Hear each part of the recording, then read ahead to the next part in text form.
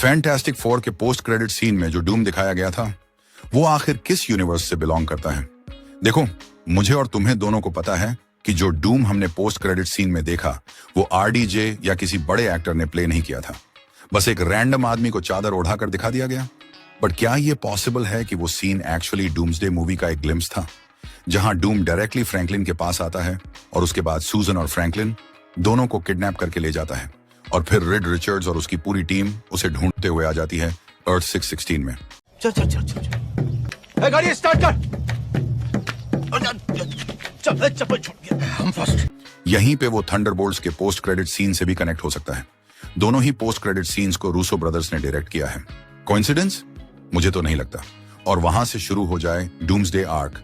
Just like infinity war के beginning में जब बैनर बोलता है थैनोस इज कमिंग, वैसा ही यहाँ रिड रिचर्ड्स कहेगा डूम आ रहा है। अब नेक्स्ट सवाल ये उठता है कि क्या ये डूम इसी फैंटास्टिक फोर वाली यूनिवर्स का है? मुझे तो 100% लगता है। यस, मूवी के एक सीन में एक प्रेस कॉन्फ्रेंस दिखाई गई थी जहां एक खाली कुर्सी थी, उस पर लिखा था लैटवेरिया। अब भाई, ये सीन ऐसे ही तो नहीं डाल दिया गया मूवी में। डायरेक्टर चूतिया थोड़ी है। और डूम किसी छोटी मोटी प्रेस कॉन्फ्रेंस में नहीं आता। उसका रूल सिंपल है, अगर मैं बोलता हूं जंग नहीं होगी तो जंग नहीं होगी। अब सवाल यह है कि जब गैलेक्टस ने दुनिया पे अटैक किया था तब डूम कहां था? गैलेक्टस जो कि दुनिया को अंडा और फ्रैंकलिन को मूंगफली समझ के खाने यूनाइटेड स्टेट्स आया था। हाँ, क्योंकि अर्थ पे बस एलियंस दुनिया खत्म करने के लिए यूनाइटेड स्टेट्स ही आते हैं। बाकी देश तो दुनिया के अंदर एग्जिस्ट नहीं करता।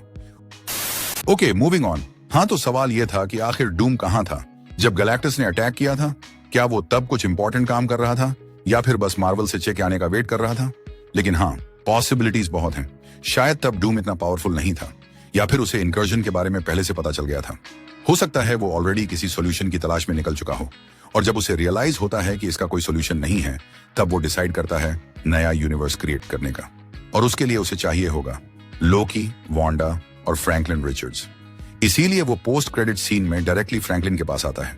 ये सिर्फ एक फैन थियरी है, एक वाइल्ड रूमर जो मेरे दिमाग में आया। लेकिन ये थ्योरी तभी सॉलिड बनेगी अगर डूम इसी यूनिवर्स का हो। क्यों?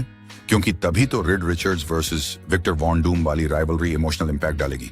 अगर डूम किसी और यूनिवर्स का हुआ तो ऑडियंस कनेक्ट ही नहीं कर पाएगी, और फिर क्या फायदा? अगर तुम्हें भी लगता है कि एमसीयू का सबसे डेंजरस विलन होने वाला है डॉक्टर डूम, तो कमेंट करो डूम इज कमिंग। और अगर ये थ्योरी तुम्हारे दिमाग का भी फ्यूज उड़ा गई तो लाइक करो, सब्सक्राइब करो और शेयर कर दो अपने सब सुपर हीरो लवर दोस्तों के साथ। मिलते हैं नेक्स्ट थ्योरी के साथ। Till then, stay multiversal.